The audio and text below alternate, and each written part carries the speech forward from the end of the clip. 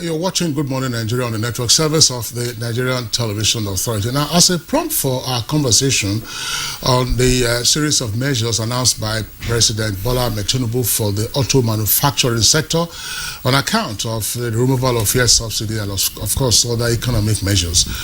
We'll take this background report put together by Natala Garba, our correspondent. Mixed reactions continue to trail on various palliatives that the federal government promised to provide in cushioning the effect of the recent fuel subsidy removal.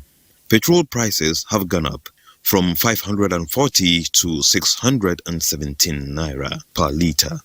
Nigerians continue to groan over their plight as most find it difficult to make two ends meet, owing to hike in transport fares, food prices, and continuous increase in inflation.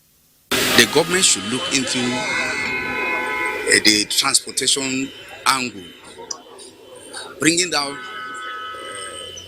buses all over the nation. Aside putting constraints on people's income, the situation is further compounded by lack of a metro system or functional mass transit buses in the country. In a statewide broadcast by President Bola Ahmed Tinubu, promised to acquire and roll out 3,000 natural gas. We're glad to have you on Good Morning Nigeria. Good morning. Happy to. There with him is Emmanuel Rossilu. Rossilu is head of business development Jet Systems. Emmanuel Rossilu, good morning and welcome to Good Morning Nigeria. It's a pleasure to be here also for me. Okay, gentlemen, you're all welcome. Today we have a very important topic, because I'm personally concerned about local manufacturing generally. And today, a situation in the country has brought your subsector into the fore. And we are going to be deliberating on a number of issues concerning auto manufacturing sector in Nigeria, given the situation that we find ourselves in the country today, which for me is healthy for the local manufacturing sector. So first, let's engage the DG of the National Automotive Design and Development Council. Shortly before you came on board, my colleague and I were discussing what it used to be, in those days, in those good old days when we had automobile manufacturing firms in Nigeria scattered everywhere. One would have thought that if they had remained till today, we would have had our own indigenous manufacturing, automobile in this country. But that never was, because of course SAP and all of that, they left Nigeria, and we went down when it comes to local manufacturing of automobile.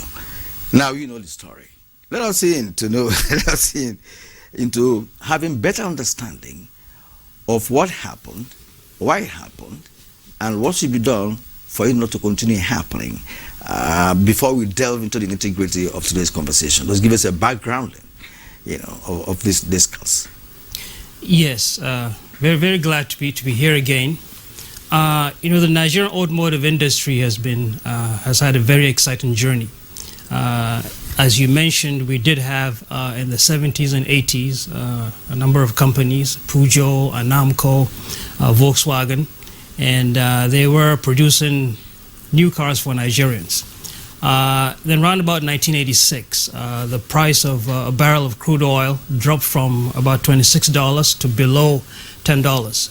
So overnight, Nigeria lost a lot of revenue, and the country went into a recession. So the automotive sector was not the only sector hit back in those days. The general industry in Nigeria was hit, and a lot of companies closed, including the automotive sector, because Nigerians could no longer buy those vehicles that they were producing. So in a nutshell, the automotive sector sort of slowed down, not because the companies wanted to leave, not because the government told them to close, or because of the economic problems faced by the nation and many parts of the world. Then the federal government decided that they had to be brought back. Automotive industry had to be reborn. And hence the implementation of the NAIDP, the National Automotive Industry Development Plan, which is a set of fiscal and non-fiscal incentives to promote local production. And based on that, well over $1 billion. And it's been spearheaded by our agency, NADDC. And there has been tremendous turnaround. An investment of over $1 billion. Companies, today we see the testament. We have managing directors and representatives of a number of these companies here present to talk about the great things they are doing. So there has been a turnaround. As we speak, these companies are able to produce a combined up to 400,000 vehicles per year. And when they talk today, you'll hear about the great vehicles they're putting together, not just traditional designs. Not just traditional designs, not just traditionally powered vehicles, petrol and diesel, but these companies in Nigeria as we speak, and I'm sure probably the morning shift has started in a number of them, they are producing CNG powered vehicles and they're producing electric powered vehicles. So a lot has happened, and Nigerians need to be aware that the automotive sector is growing, the automotive sector is alive. Yes, we had it back in the 70s and 80s, it sort of went away, but it is back full force. And we see huge opportunity, especially based on the current circumstances, that the automotive sector can really play a significant role in making the lives of people easier and happier. Well, DG Jelani, thank you very much for that informative background. I still want to stay with you. Sometimes in historical accounts, you would say there was a moment of turnaround, a trigger moment. President Bola Tinubu, in his broadcasts on Monday, said that the government will be procuring and, of course, by higher purchase,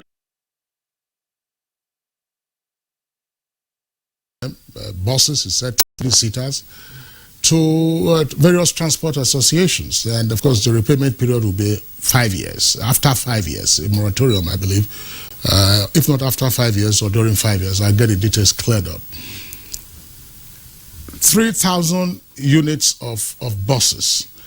Is this, in your opinion, an opportunity for Nigerian automobile manufacturers to say, hey, we can do this? Because where you are seated now is where we actually had a Ritian president. And he said they were trying to procure some of the much smaller buses, the ones that take 5 or 7 passengers. And their desire was to get those buses, those vehicles from outside the country. And I said, you're taking out our jobs.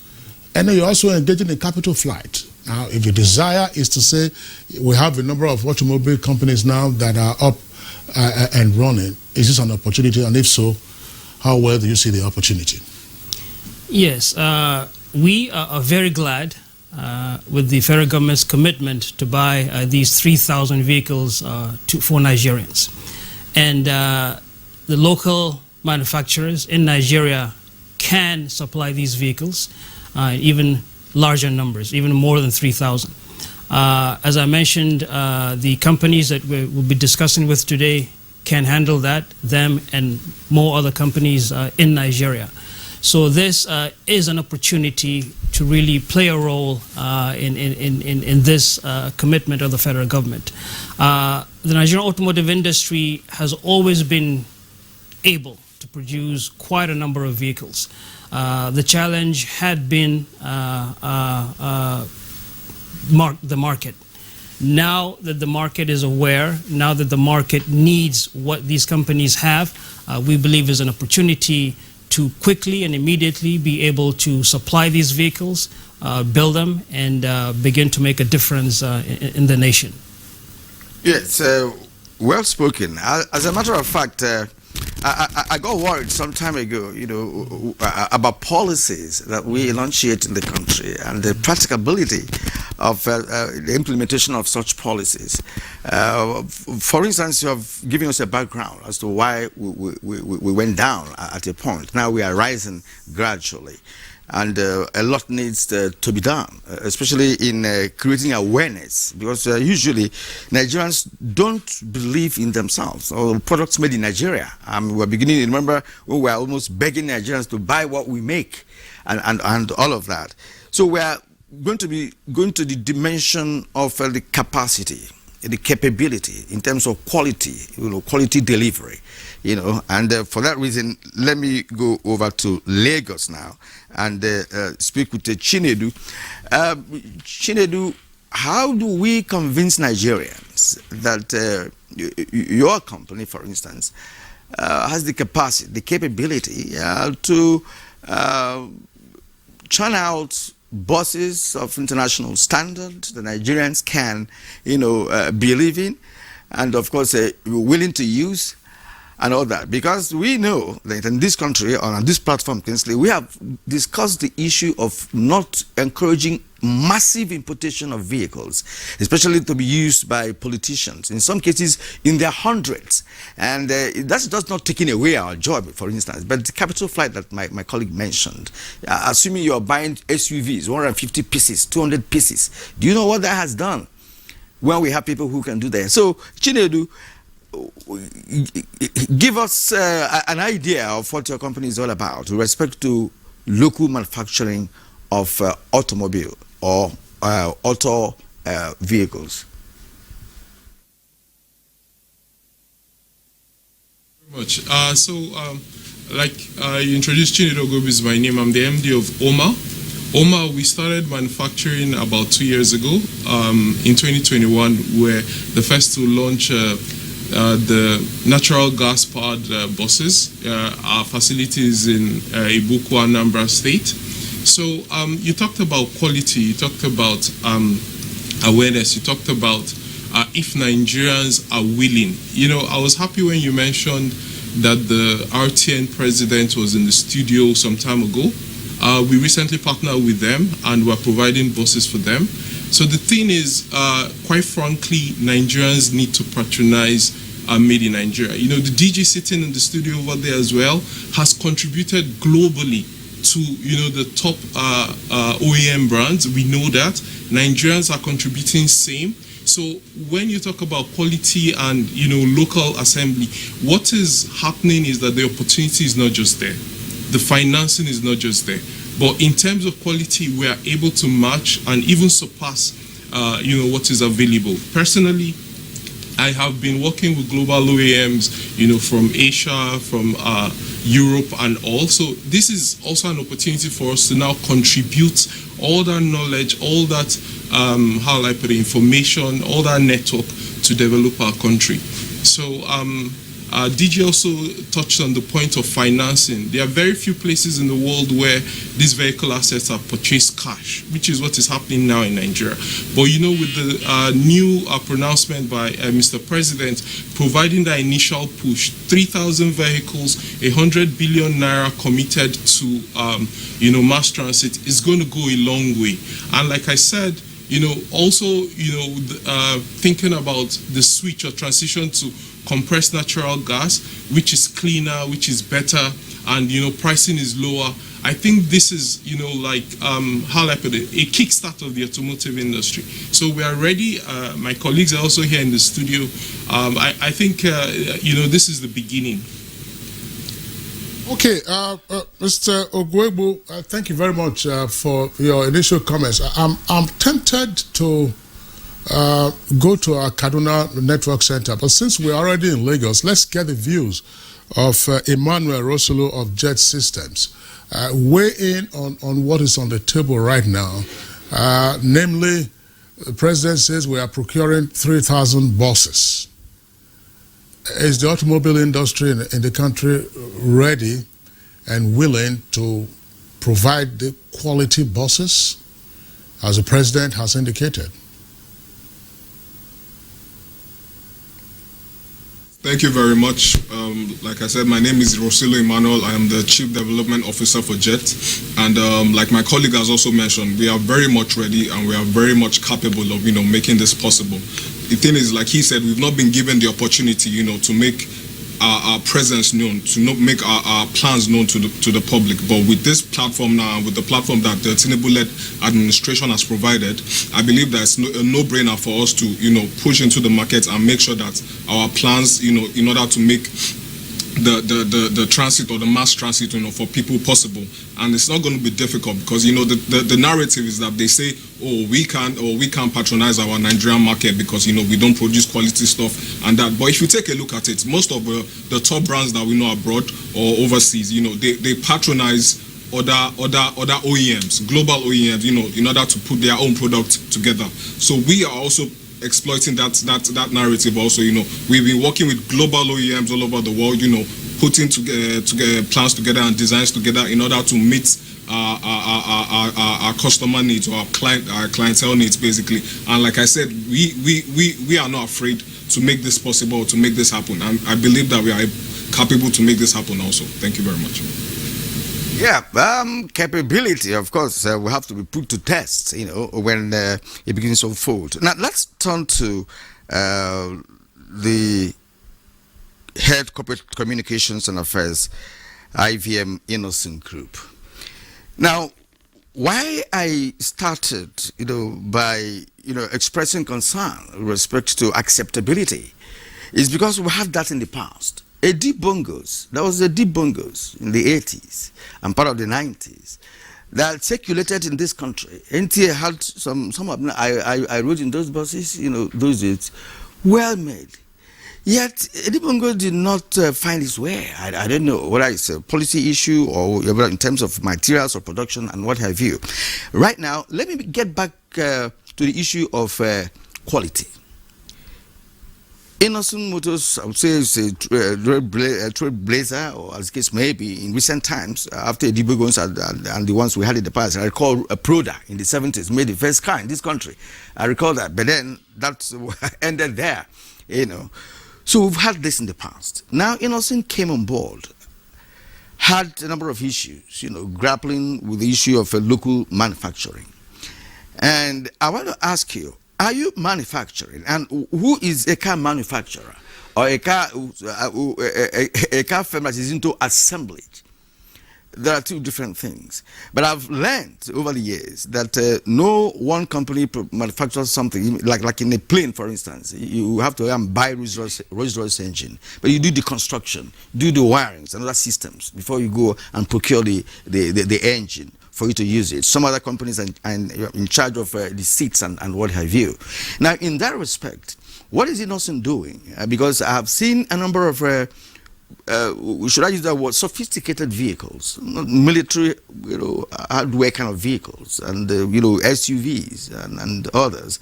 And now you are boosting of a CNG, products and what have you. So let us into your own quality and why, that Innocent, for instance, should partake, in this current business that Mr. President has floated. Well, I think I have to invite you personally to the factory to see for yourself whether we are manufacturing or whether we are assembling. What Innocent Vehicle is doing is pure manufacturing of vehicles, and we have been doing that for over 13 years. We do not assemble vehicles, we manufacture. That's why the brand name is Innocent. We manufacture from the carcass to the full body.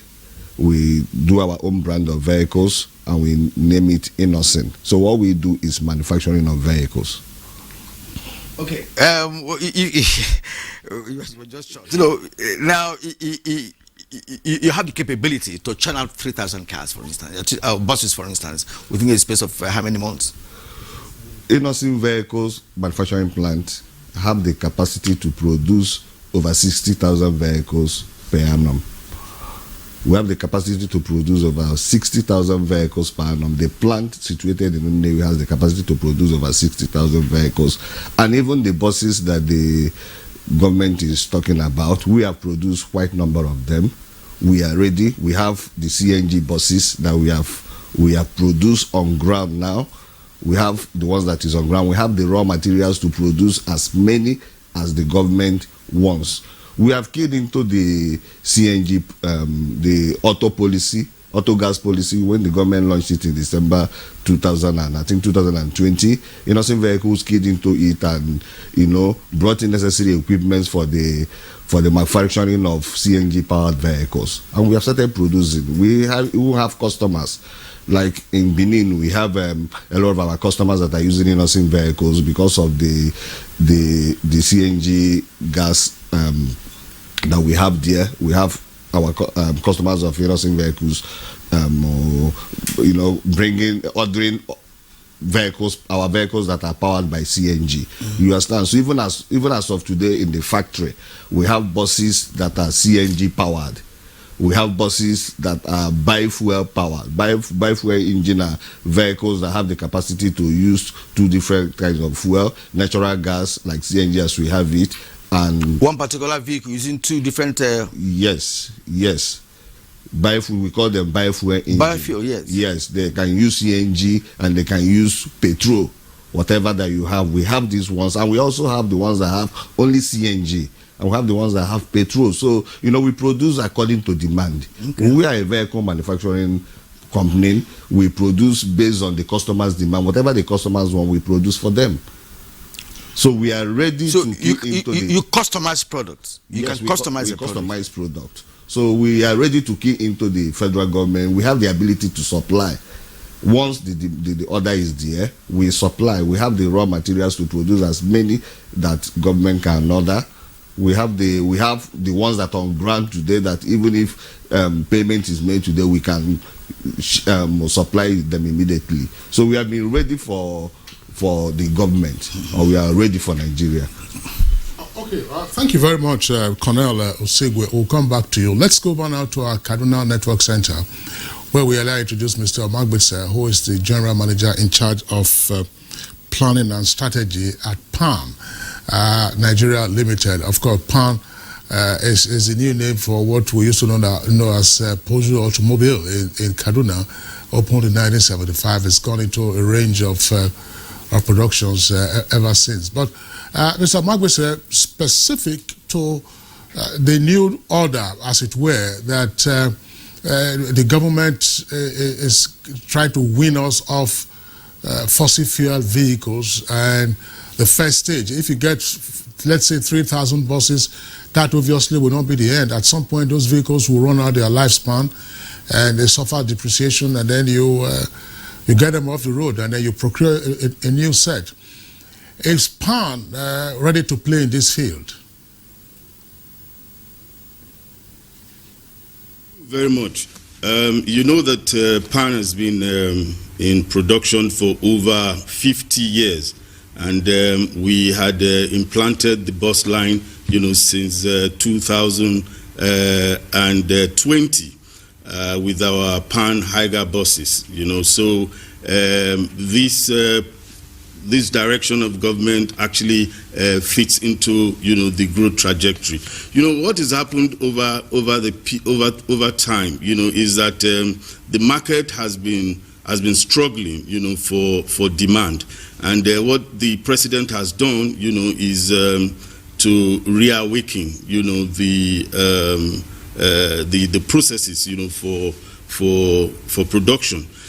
What is key here is that it is not lack of capacity that is hindering the growth in the industry. We do have excess capacity in the industry. PAN today has, an excess capacity of over, 60%. What that means, is that if there is an expanded market, for these buses, we would be able to produce those.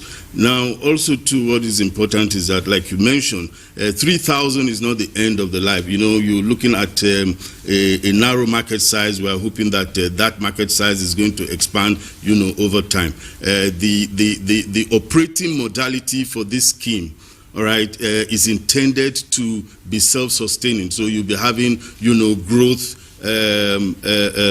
over the original, 3,000 units. So we do expect, that this is a welcome development for, the industry. And I can tell you, even before the migration, to CNG, PAN had undertaken the process of implanting the CNG in our production process since 2018, and we had some conversions, all right, on some of the cars, that we produce. Now, what killed it at the time was that it was relatively more expensive, than PMS at the time. But today, with the removal of subsidy and the hike in the prices of PMS, it has become relatively cheaper. And what we think, this is also going to do is that there will be a lot of investment, into this segment. We're having, a lot of investors, looking to see how they can play, particularly along, the establishment of infrastructure. What we have done by way of strategy in PAN is that we do not want to go full CNG conversion at this stage, simply because we are taking a term, look at this market, and we need to be able to have the right infrastructure to proliferate, the market, with the CNG vehicles. Now, today we have hubs where you can refuel, CNG. We need to be able to grow very, very rapidly along those lines. So we see this as a start of a process to expand, the capabilities of the local industry. I think, our industry is going to benefit immensely from, this policy direction. One thing again I need to mention, now I'm glad that the NADDC boss is here. Some of the things that we'll do is, of course, there will be homologation of the entire CNG application, so that we can code some of these things. You're talking about quality. We need to be able to understand the standards, so that people who are not qualified, do not handle this, because safety is very, very important in the industry. The auto industry, like, it's very, very key for us, to look at codifying how this is going to operate. So that's where we are. We think we are very happy with this direction, and we are ready. We are capable of meeting this demand and much more. And we are happy too that it's going to be a continuum, and hopefully it will expand, the market size. Well, thank you indeed. As a matter of fact, we will look forward to PAN, really. You said over 50 years, or let's say nearly 50 years. So Peugeot has been a traditional car in Nigeria recently. I remember those days in the 80s, when you buy 2.0. I mean, it was, if you didn't ride in all those cars, then you've not started. But somehow you went down, as rightly pointed out. Now you are rising again. We appreciate that. Let's return to the DG of National Automotive Design and Development Council, NADDC. In other climes, should there be a policy that will say, look, apart from the private sector that come in, to say there's a policy in this country that for any vehicle manufactured anywhere in the world to get into Nigeria, we must have a plant here. As a matter of policy, I know many countries did it. India did it. That was how we began hearing about Mahindra. That's how we started hearing about Tata and the rest of them. China did it. As a matter of fact, by 2021, China churns out more number of cars globally than anybody else. At least by that 2021 assessment, that's to say about over 30% of cars supplied in the world came from China, for instance. So it's also, automobile is also a business altogether, a global business altogether. All right. So what I want to ask you is this: is there any way that we can synergize? You have Innocent here and other companies, the guys in Lagos, PAN, for instance, is there. Should there be a kind of a collaboration to say, look, we have to design Nigerian car, for instance? If you're watching any celebration in America or in the UK, you see UK will rule out Range Rover. I mean, in the America, it's either Ford or other ones. I mean, it's like a pride. A president riding in made-in-American car. But down here in other parts of Africa, you see our presidents riding 500 CL, some customized and what have you. When we have the capacity in terms of individuals that can make it, skills. Someone like you is here. What kind of design of a car that you cannot put in place? You have done that in the past, globally. So can't we have a Nigerian car made by both Innocent, GAG, the other companies, you, and come together to say this is a special delivery? Because today, I'm not sure we have any international commodity, apart from oil. I'm not sure we have international commodity, apart from beverages and what have you. So is it a possibility? Yes, it is. It's very, very possible. And a couple of things that are already happening. Number one, NADDC, we have already designed a vehicle that we believe will be the ultimate Nigerian vehicle, a vehicle that would be in tune with the culture, climate, terrain, and economic structure of the nation. So our strategy is to we're working on this vehicle. We intend to build a fully functional prototype, and then the private sector would come in and mass produce this vehicle. Because like they say, government is not in the business of doing business, but we can say this is what we believe is a perfect solution for Nigeria. As a matter of fact, we're working on two types of vehicles. One that is specific and would, we believe, add value to the remote areas of Nigeria based on the challenges people face in those parts of the country. And then the other one would be a more mass market vehicle that would be ubiquitous in almost every home in the country. So once we have those blueprints ready in the form of drivable prototypes, fully functional, then we'll work with the private sector to take them into production. Now, Nigerian vehicles are already being sold outside Nigeria. Innocent, not too long ago, exported quite a number of vehicles worth millions of US dollars to Sierra Leone. Proforce has been also exporting vehicles outside Nigeria. So Lanre Shitu is also planning on doing something similar to that. Jet Motors also has vehicles being sold outside the country. So this is already beginning to happen, and we hope that with more government support that this would be expedited so that there's more Nigerian vehicles being sold outside the country, especially now with the opportunity of the AFCFTA, Africa Continental Free Trade Area. Not too long ago, a team from Nigeria negotiated the terms of what we call a local content. So what the agreement is pushing for is that for any vehicle to qualify as a Made in Africa vehicle, it has to have 40% local content. And we believe that is achievable in Nigeria. We already have some components being produced. And what we have is a just approved 2023 NAIDP, the National Automotive Industry Development Plan. And in there specific incentives and support and initiatives to promote local production, especially of components, that will drive the percentage of local content. But a lot really is happening. Like I mentioned, these companies have already started exporting outside Nigeria. They need to be given more support so they can do that. And this pronouncement to buy these number of vehicles for Nigerians, we believe 100% of those vehicles need to come from Nigerian manufacturers. And other arms of government too need to follow suit. For example, there's Executive Orders 3 and 5 that mandate that products need to be bought that are made in Nigeria by government.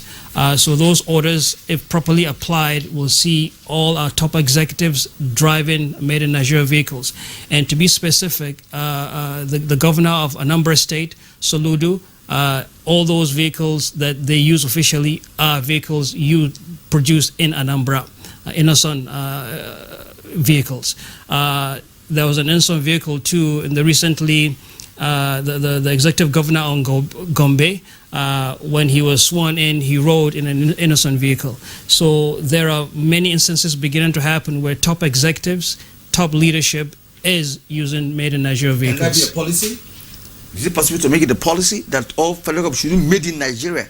I believe so. I believe so. We need to do that because each time you buy a vehicle fully built outside the country, you have exported jobs and opportunities outside Nigeria. And each time you buy one built in Nigeria, you're promoting and creating a better future for all of us.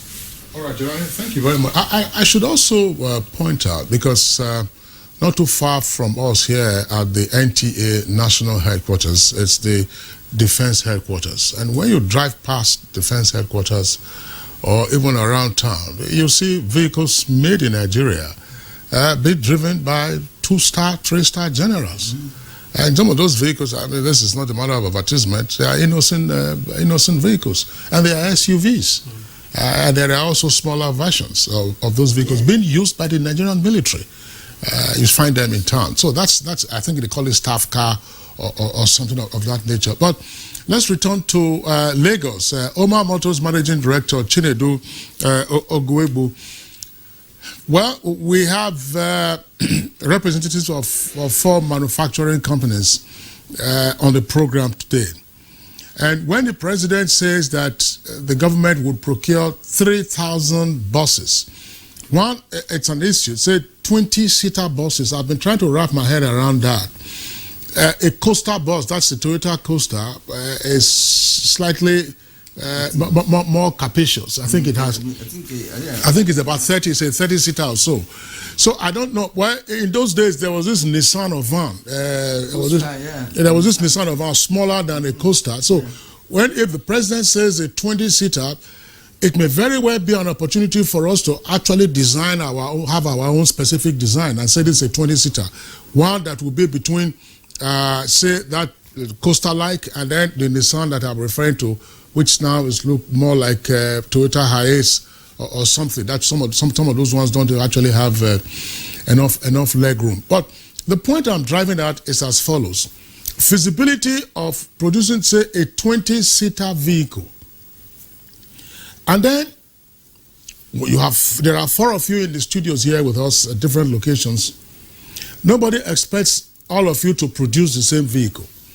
General Motors and Ford don't produce the same vehicles. Customers will have their preference. No. I want this kind of vehicle. I want the other brand of vehicle. So you have your own specifications. What are the issues that manufacturers would want resolved ahead of the implementation of this policy, which I imagine could be a revolving scheme of sorts, because vehicles, you buy them today, they're looking brand new out of the showroom. A week later, we begin to count down the depreciation.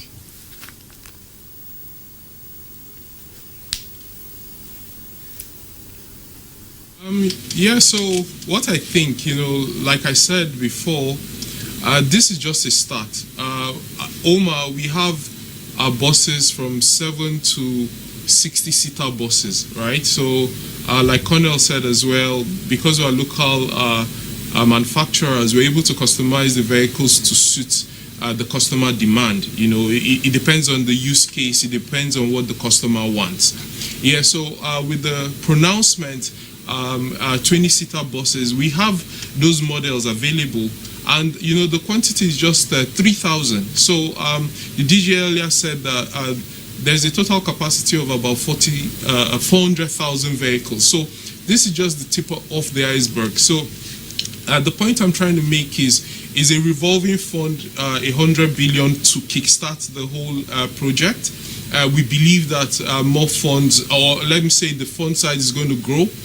Depending on who you ask, there are about 10 to 16 million vehicles on the road. That's a very large number, and up to 70% of those vehicles are for commercial purposes. So the point I'm just trying to make is that we have, say, 7 to 10 million commercial vehicles on the road already. So 3,000 is just the tip of the iceberg. I think that combined, sitting in this room and the rest of the manufacturers, we are ready to take on this opportunity. So 100 billion is just the beginning, and definitely we can then continue to modify or adapt or respond to what the customer demands. So 20-seater initially, yes, available. Some other states or some other companies might require higher capacity. Some might even require lower capacity to suit their unique needs. So for sure we can do this. Okay. Emmanuel Rusilu, you are the head of business development, Jet Systems. Now we are talking about the technical know-how. I think my colleague was driving at, should I say, the competitive aspect of this, which in terms of design, because Innocent, Omar, and Jet may not have the same design. But we're talking about 20-seater. because it's also about balance. I see some buses that look like something the breeze can carry because it's not stable. It doesn't look stable on the ground. I see some buses like that, not even manufactured in Nigeria, even foreign products. But what I'm saying is that, are we going to have a typify what we're going to do? I say, look, this is Nigeria. Just like DG said earlier on, we have to Nigerianize what we're doing in terms of material, in terms of company. Is this an opportunity? You asked that question earlier for us to say, okay, for public transportation means, this is the typical Nigerian vehicle you would find. Exactly. So, Rosulu, talk about the technicality. I mean, you have the capacity, you have mentioned that, and now we're trying to introduce the competition aspect of it to say, Innocent has a design, you have a design, and Omar has a design, but all will be in tandem with the specification. So, what should we be expecting, assuming 3 or 4 of you are engaged? Okay, thank you very much. So the beauty of our industry is the customization. We can customize our vehicles to various needs for our customers, from the 8-seaters to 11-seaters to 15, 20, 60, even 100-seater buses. You understand? So the beauty of this industry is customization. So the technicalities of it is that there's no major issue in making these vehicles available in any capacity that you want, or in any capacity that our customers want. You understand? And the beauty of it is that we have various designs of this vehicle. We design our vehicles, to meet our customer standards. You understand? From the suspensions to the engine to the chassis to various parts, we customize and we produce and we source for the best parts and the best the best design, basically, for this vehicle. So I believe that regardless of whatever design our colleagues or our partners have, we are all involved in the same industry and we are all involved in this market. And I believe there's a chance and there's an opportunity for everyone to shine and to make the best of what they can offer in this industry also. All right, we will continue with the conversation after this short break.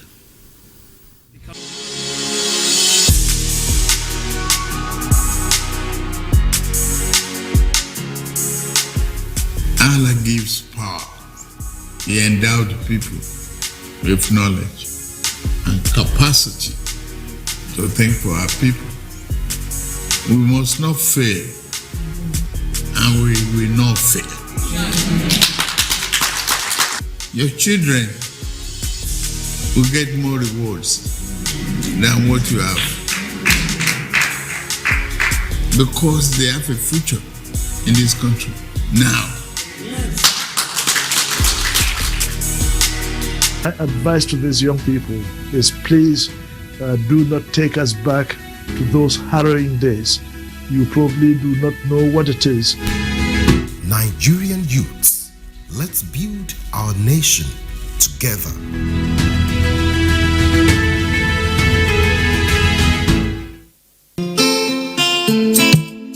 We must all join hands to work hard so that we build a country for our grandchildren.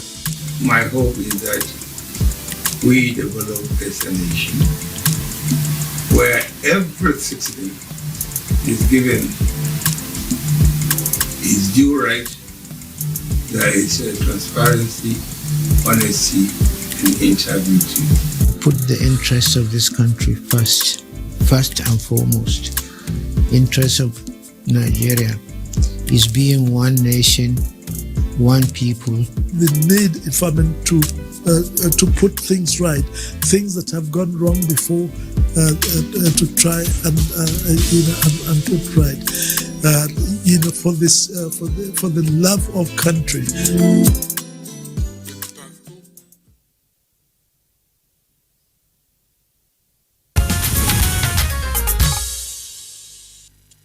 All right, you're welcome back, and it's still Good Morning Nigeria on the network service of the Nigerian Television Authority.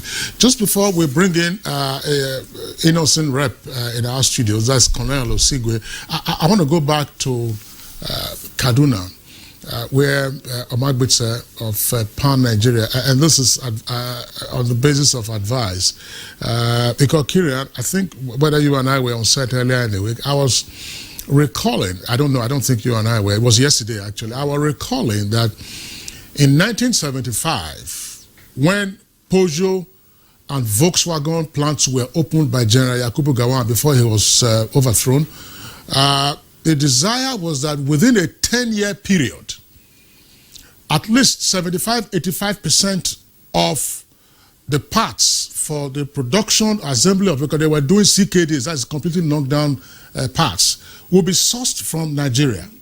So, of course, we then had challenges and so on and so forth. That didn't quite materialize. You have all four representatives of four different manufacturing companies spoken today of your capacity and capability, but there would be questions that would need to be addressed regarding, if you may, backward integration. Jelali, DG of the Automotive Council, says that for a vehicle to be deemed to be locally manufactured, minimum 40%. What is it that we can get today from our local markets? There are different parts. One of the things that often excite me would be batteries. Are there battery manufacturers in Nigeria? Tires. Are there automobile tire manufacturers in Nigeria? Leather. Do you have those who can produce your seats? So that we're not, you say, produce 3,000 buses and then many more on stream. Money keeps going out. Probably you import these items and then they get stuck at the wharf and then you move around. Customs is charging you levies, charging you all kinds of duties and all that. How much integration can we stimulate with a new deal like this?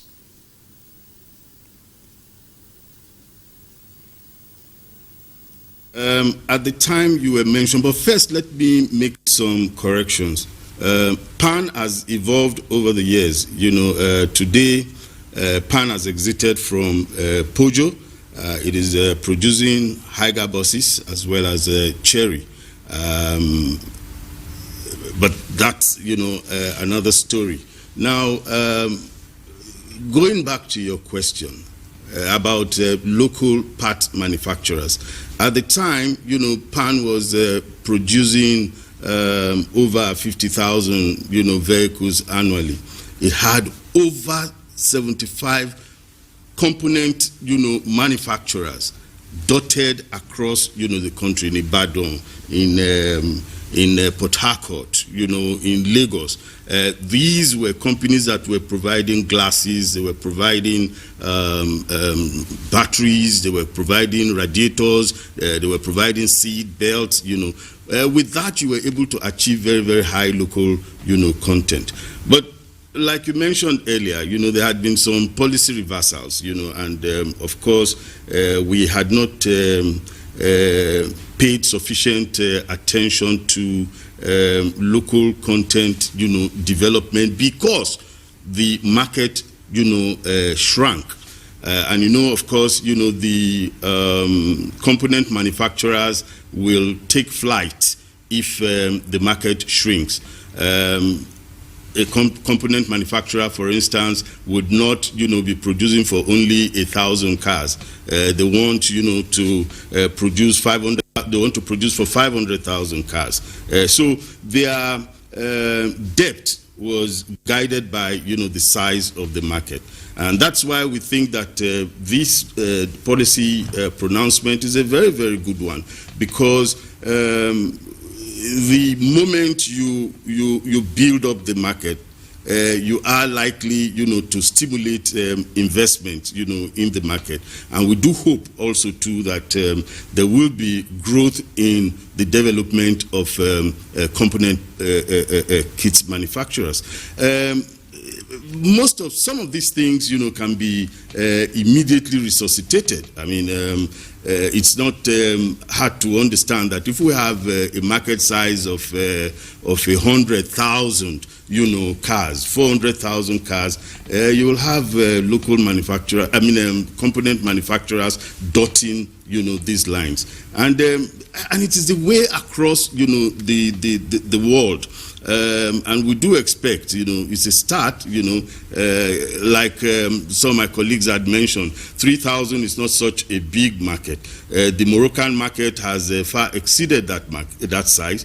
the South African market has exceeded that size. So in terms of size, we are still struggling, and we hope that this incentive created by government is just one of the steps, to begin to create, that market. And our engagements with the government and the agencies is that they are very, very keen going forward to look at the issue of local content. And as the DJ also mentioned, you can't trade across Africa if you do not have 40% local content. So it's just not possible for you to expand if you are not going to develop your own local content. And a whole lot of the firms within the industry will have their own strategies for growth, and considering the fact that the most aim at achieving 40% local content to trade in Africa and the rest of the world, then you see that there is strong motivation, for us to domicile the production of component kits, in Nigeria. So I think gradually we will get there. I believe we will get there. Many of the firms within the industry are already expanding their local content. We at PAN have also, done that. And we do expect that in a few years down the line, our local content will, exceed 50%. I mean, that's the plan, is the long-term plan. And I also think too that the new NAIDP is going to also stimulate, development in that, area.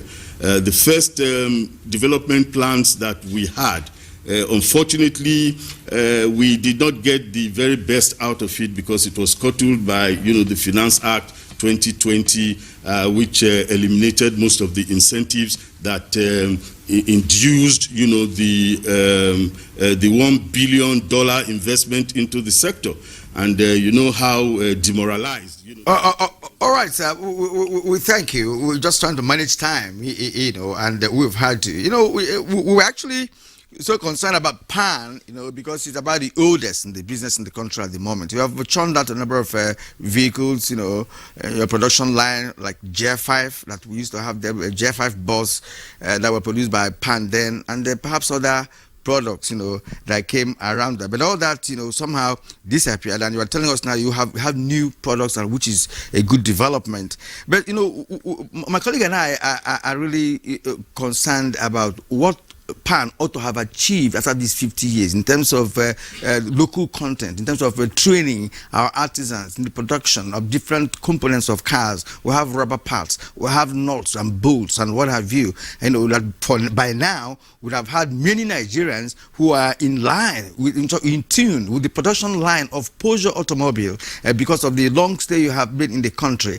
And that if that has continued, by now would have had a number of Nigerians who can engage PAN and produce for you. We used to have Ibeto batteries in those days, in the 80s, brake pad, belts, these have been produced in the 80s and the early 90s, in the Navy. So it's not new, local content, brake pads, and so on. So that is it. Let me bring you in, Innocent group rep here. You've done a lot, really. You have done a good explanation on what you have been able to do. Yours is different. You already have CNG buses to supply tomorrow. It's not as if maybe you want to develop a template for it. The template has been there. Production line has been there. You have something to offer. But let me ask you this.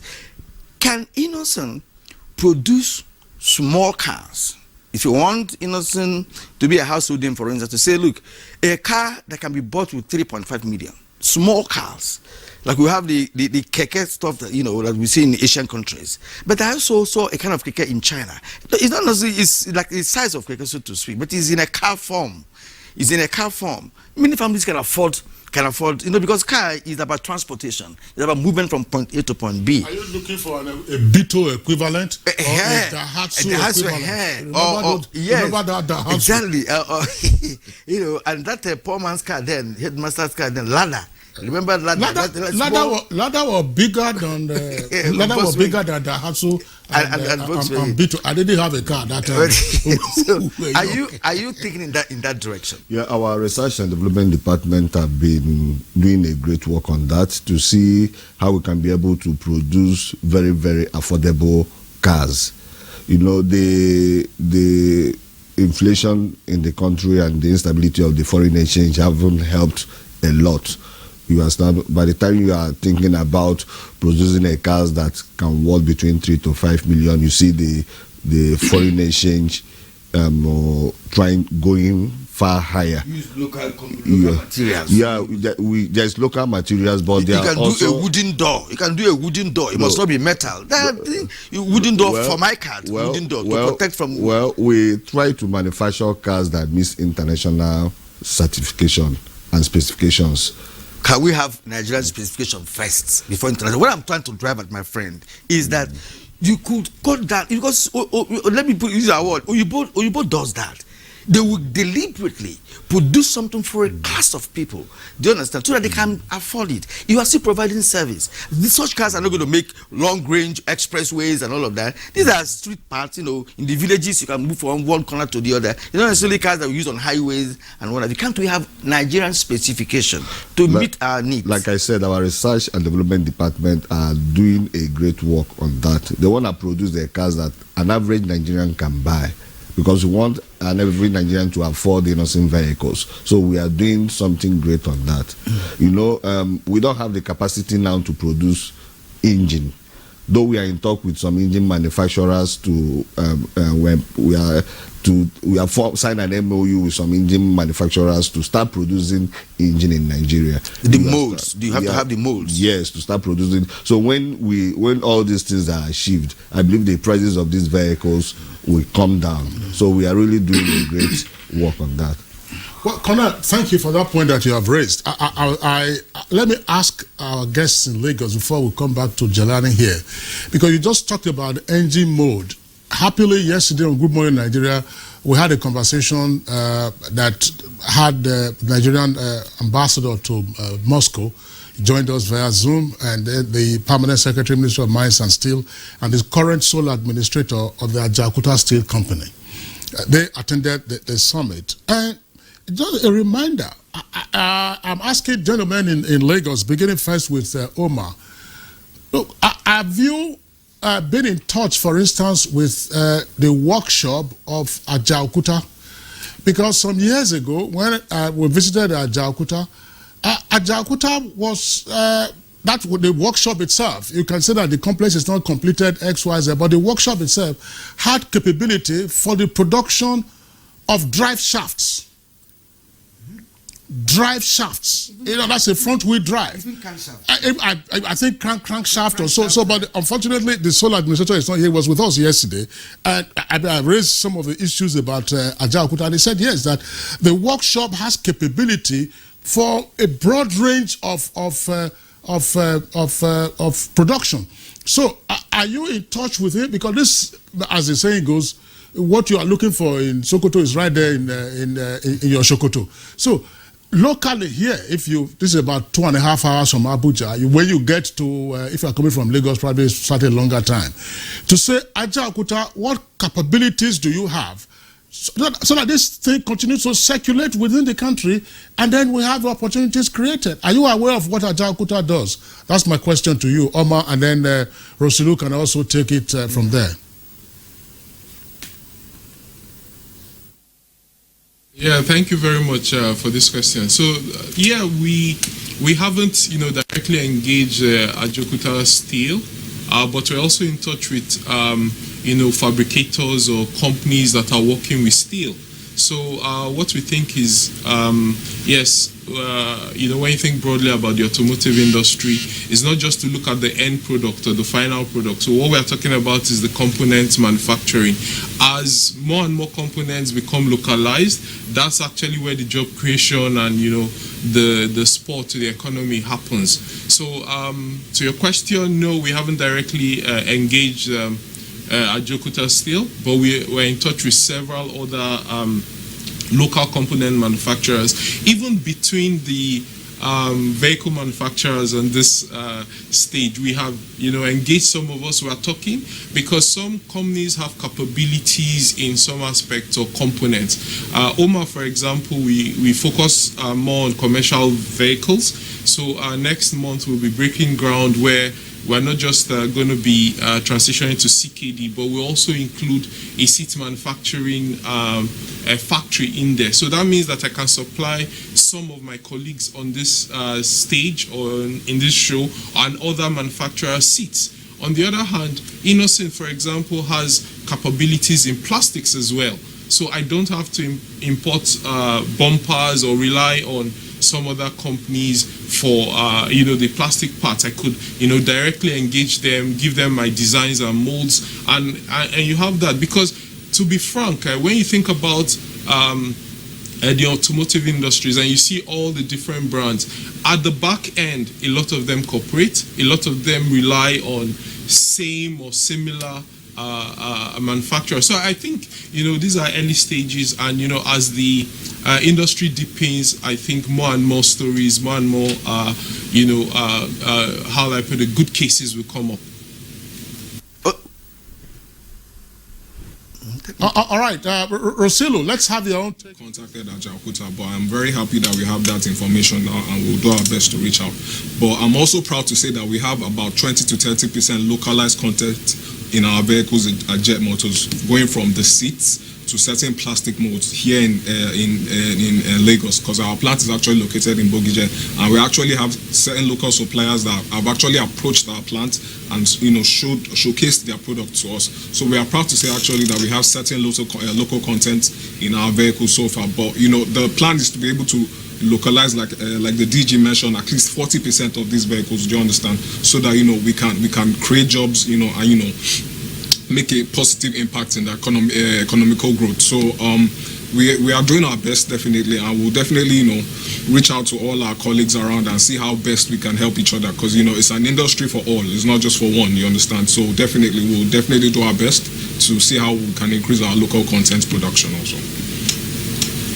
Idea. I mean, if you ask me, increasing your local content, because if you ask people who work at the Raw Materials Development Council, they will tell you the quantum of raw materials in this country, most of which have not been harnessed.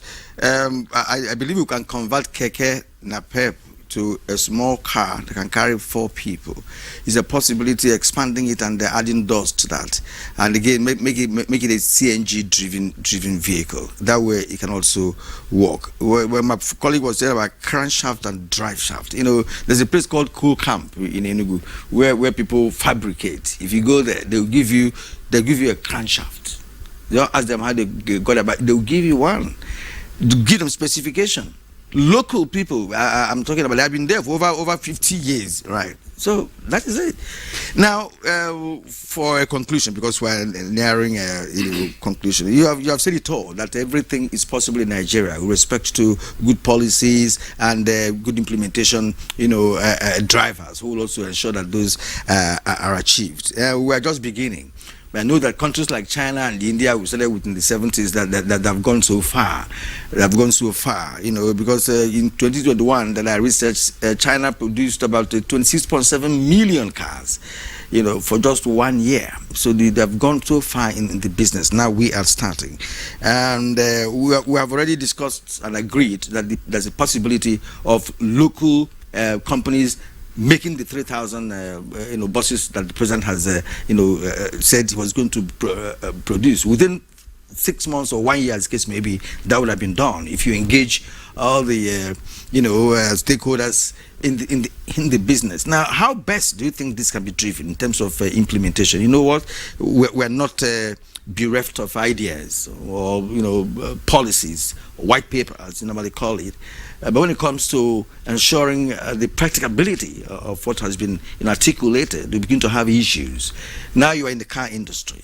There's nothing anybody can tell you that you don't know when it comes to the issue of automobile engineering. Now, how can this work? Should there be a committee on the government side, another committee on the private sector side? How do you think this can be constituted to ensure that the president does not fail? Because he has a good, brilliant idea, And then the drivers may also be a cog in the wheel of progress doing that. Yes, as has been discussed today, the capacity to be able to build these vehicles in Nigeria has always existed for quite a number of years. So that ability to do it is there. And now there's opportunity to exercise that ability. And the challenges had been the demand and funding for that demand. Now it appears very strongly that is going to disappear, because now there's government commitment as a catalyst for that demand. Like has been said also earlier, 3,000 is just a start, but it gets everything up and going. So the companies are ready and they can produce this amount of vehicles. I believe there's already a committee on the government side working on this that has fed into these decisions. So the government is ready to support the purchase of these vehicles. The companies are ready to produce them. I really don't see any huge challenge coming up because now you've always had the supply. Now the demand has been created. And also we have well over 12 million vehicles on Nigerian roads, and a huge percentage of those vehicles are commercial vehicles. So it's only natural and logical that as soon as those operators begin to understand and see the advantages of CNG and other renewable energy powered vehicles, they would by themselves switch and continue to. What should be the rule of engagement, the engagement between the government and these manufacturers? That's what I'm trying to get at, so that you don't have a hitch, in the process. Yes, well, like I said, there's a committee that I believe that has already been set up, and these funds would be available through certain entities. So these companies that produce would supply these vehicles, and then the operators would get financing to purchase these vehicles from the manufacturers and then pay back over time. All right.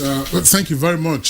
Gentlemen, I hope you've enjoyed our interaction on this very significant subject matter. Going forward, there will be many more perspectives to raise. But one issue we didn't touch on, and that was advisedly so. Jelani, DG of the Automotive Council, was our guest when we had a two-part conversation on conversion of vehicles from petrol to auto gas. Now we've been talking about CNG. So you produce the CNG buses, and how do you refuel from time to time? How many outlets are there? The national chairman of the National Gas Expansion Program was our guest in the course of those conversations that we had on the conversion process. And he says, according to him, the low-hanging fruit is for the use of LPGs, that you have some 6,000 plus filling stations around the country that can be immediately repurposed into multi-fuel outlets. That CNG is a bit scarcer to get. Here in Abuja, probably just one or two locations. I remember going to Jabi and I couldn't probably get it. So that should be one issue that we'll have to deal with. LPG or CNG. They are gas, but I think there are differences. One is more volatile, the other is less so. So, Kirian, you sign off our guests and thank them. Yes. Thank you. Jelani Ali, we can't appreciate you more. Thank you indeed for being here this morning. Jelani is the DG, National Automotive Design and Development Council. It's been wonderful talking to you. Here. All right. And Colonel Osigwe, Head Corporate Communications and Affairs, IVM, Innocent Group. Thank you also for being here. Mr. Bawo Omabite, General Manager, Planning and Strategy, Pan Nigeria Limited. We thank you indeed for waking up with us this morning from our Kaduna end. And we also like to appreciate Chinedu Ubuebu, I hope I got that correctly, Managing Director, Omar Motors. Emmanuel Rosilu, Head of Business Development, Jet Systems. I was thinking they produce jet as well. I was wondering. Well, that's how it starts. I mean, Rolls-Royce manufactures jet engines. Exactly. It said the Enugu produced a jet engine, under Nasani. I saw it tested, That's right. All right. That's how we conclude our program for today. We appreciate you being there for us. My name is Kirian Umayo. Join us again tomorrow, same time, 7 o'clock in the morning. Look after yourselves. I'm Kingsley Osadolo.